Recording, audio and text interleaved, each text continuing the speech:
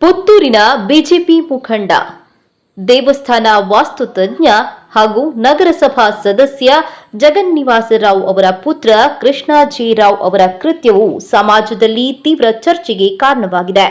ತನ್ನ ಸಹಪಾಠಿಯಾಗಿದ್ದ ಯುವತಿಯನ್ನ ಮದುವೆಯಾಗುವ ಭರವಸೆ ನೀಡಿ ವಂಚಿಸಿ ಅತ್ಯಾಚಾರವೆಸಗಿ ಆಕೆಯನ್ನ ಬಸುರಿಯಾಗಿ ಮಗುವಿಗೆ ಜನ್ಮ ನೀಡುವಂತೆ ಮಾಡಿರುವ ಆರೋಪದಡಿ ಕೃಷ್ಣ ಜೆ ರಾವ್ ಈಗ ಕಾನೂನಿನ ಕರಾಳ ಕಂಬಿಗಳ ಹಿಂದೆ ಇದ್ದಾನೆ.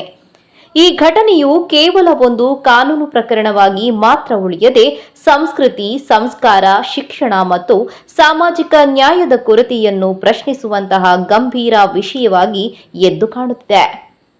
ಕೃಷ್ಣ ಜೆ ರಾವ್ ಅವರ ತಂದೆ ಜಗನ್ನಿವಾಸ ರಾವ್ ಒಬ್ಬ ಧಾರ್ಮಿಕ ವಾಸ್ತುತಜ್ಞ, ಸಾಮಾಜಿಕ ಕಾರ್ಯಕರ್ತ ಮತ್ತು ರಾಜಕೀಯ ಮುಖಂಡ. ತಾಯಿಯು ಶಿಕ್ಷಕಿಯಾಗಿ ವಿದ್ಯಾರ್ಥಿಗಳನ್ನ ಸಮಾಜದ ಮುಖ್ಯ ವಾಹಿನಿಗೆ ತರುವ ಜವಾಬ್ದಾರಿಯನ್ನು ನಿರ್ವಹಿಸುತ್ತಿದ್ದಾರೆ. ಆದರೆ ಇಂತಹ ಸಂಸ್ಕಾರಯುತ ಕುಟುಂಬದಿಂದ ಬಂದವನೇ ತನ್ನ ತಾಯಿ ಕಲಿಸಿದ ವಿದ್ಯಾರ್ಥಿನಿಯೋರ್ವಳ ಜೀವನವನ್ನ ಹಾಳು ಮಾಡಿರುವುದು ದುರಂತವೇ ಸರಿ.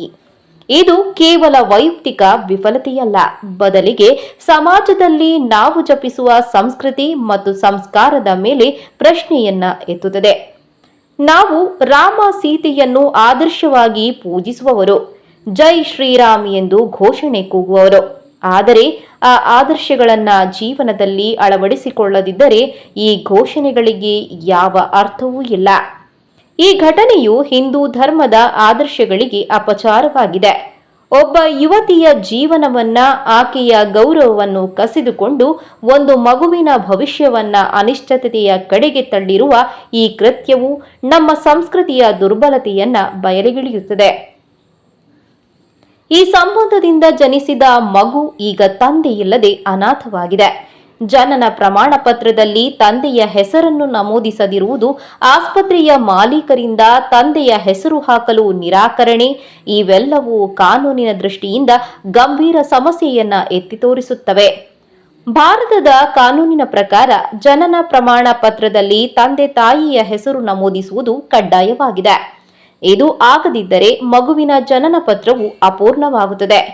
ಇದರಿಂದ ಆ ಮಗುವಿನ ಭವಿಷ್ಯದ ಮೇಲೆ ದೀರ್ಘಕಾಲೀನ ಪರಿಣಾಮ ಬೀಳಬಹುದು. ಕಾನೂನು ತನ್ನ ಕೆಲಸ ಮಾಡುತ್ತಿದೆ. ಆರೋಪಿಯ ವಿರುದ್ಧ ಎಫ್ಐಆರ್ ದಾಖಲಾಗಿದೆ. ಅವನು ಬಂಧನದಲ್ಲಿದ್ದಾನೆ. ಆದರೆ ನ್ಯಾಯಾಲಯದಲ್ಲಿ ಜಾಮೀನು ಸಿಗುವ ಸಾಧ್ಯತೆಯಿಂದಾಗಿ ನ್ಯಾಯದ ಪ್ರಶ್ನೆ ಇನ್ನೂ ಅತಂತ್ರವಾಗಿದೆ. ಕಾನೂನು ಕೇವಲ ಶಿಕ್ಷೆಯನ್ನು ನೀಡಬಹುದು, ಆದರೆ ಒಡೆದಿರುವ ಯುವತಿಯ ಜೀವನ, ಮಗುವಿನ ಭವಿಷ್ಯ ಮತ್ತು ಸಮಾಜದಲ್ಲಿ ಮೂಡಿರುವ ಗಾಯವನ್ನು ಗುಣಪಡಿಸಲು ಕಾನೂನು ಒಂದೇ ಸಾಕಾಗದು.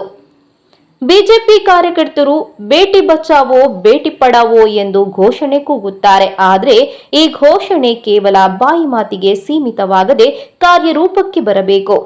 ಸಂಸ್ಕೃತಿ ಮತ್ತು ಸಂಸ್ಕಾರದ ಬಗ್ಗೆ ಭಾಷಣ ಬಿಗಿಯುವವರು ತಮ್ಮ ಕಾರ್ಯಕರ್ತರಿಗೆ ಸ್ತ್ರೀ ಪೀಡನೆ, ಅತ್ಯಾಚಾರ ಮತ್ತು ವಂಚನೆಯ ವಿರುದ್ಧ ಕಠಿಣ ಕಾನೂನುಗಳನ್ನು ಜಾರಿಗೆ ತರುವಂತೆ ನಿರ್ದೇಶನ ನೀಡಬೇಕು.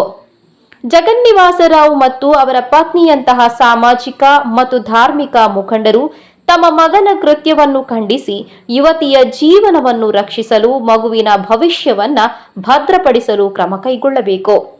ಜಾತಿಯ ಭೇದವನ್ನ ಬಿಟ್ಟು ಯುವತಿಯೊಂದಿಗೆ ಕೃಷ್ಣ ಜೆ ರಾವ್ನ ಮದುವೆಯನ್ನ ಒಪ್ಪಿಸಿ ಸಂಸಾರ ನಡೆಸಲು ಅವಕಾಶ ಮಾಡಿಕೊಡುವ ಮೂಲಕ ಈ ಕುಟುಂಬವು ಹಿಂದೂ ಸಮಾಜಕ್ಕೆ ಆದರ್ಶವಾಗಬೇಕು. ಇದು ಕೇವಲ ಒಂದು ಕುಟುಂಬದ ಕಥೆಯಲ್ಲ, ಸಮಾಜದ ಒಟ್ಟಾರೆ ನೈತಿಕತೆಯನ್ನ ಪ್ರಶ್ನಿಸುವ ಒಂದು ಘಟನೆಯಾಗಿದೆ. ನಾವು ಜಪಿಸುವ ಸಂಸ್ಕೃತಿ, ಸಂಸ್ಕಾರ ಮತ್ತು ಧರ್ಮದ ಆದರ್ಶಗಳು ಕೇವಲ ಘೋಷಣೆಗಳಾಗಿ ಉಳಿಯದೆ ನಮ್ಮ ಕಾರ್ಯಗಳಲ್ಲಿ ಪ್ರತಿಫಲಿಸಬೇಕು. ಒಂದು ಯುವತಿಯ ಜೀವನ, ಒಂದು ಮಗುವಿನ ಭವಿಷ್ಯ ಮತ್ತು ಸಮಾಜದ ಗೌರವವನ್ನು ಕಾಪಾಡುವ ಜವಾಬ್ದಾರಿಯನ್ನ ಎಲ್ಲರೂ ಹೊರಬೇಕು. ಬಿಜೆಪಿಯಂತಹ ಪಕ್ಷಗಳು ತಮ್ಮ ಕಾರ್ಯಕರ್ತರಿಗೆ ಕಾನೂನಿನ ಜೊತೆಗೆ ನೈತಿಕತೆಯನ್ನೂ ಕಲಿಸಬೇಕು. ಜಗನ್ನಿವಾಸರಾವ್ ಕುಟುಂಬವು ತಮ್ಮ ತಪ್ಪನ್ನ ಸರಿಪಡಿಸಿಕೊಂಡು ಸಮಾಜಕ್ಕೆ ಆದರ್ಶವಾಗುವ ಮೂಲಕ ಈ ದುರಂತವನ್ನು ಒಂದು ಆಶಾದಾಯಕ ಭವಿಷ್ಯವಾಗಿ ಪರಿವರ್ತಿಸಬೇಕು. ಈ ಘಟನೆಯು ನಮಗೆ ಒಂದು ಪಾಠವಾಗಲಿ. ನಾವು ಜಪಿಸುವ ಆದರ್ಶಗಳನ್ನ ನಾವೇ ಒಡಮೂಡಿಸಿಕೊಂಡಾಗ ಮಾತ್ರ ಸಮಾಜದಲ್ಲಿ ನಿಜವಾದ ಬದಲಾವಣೆ ಸಾಧ್ಯ.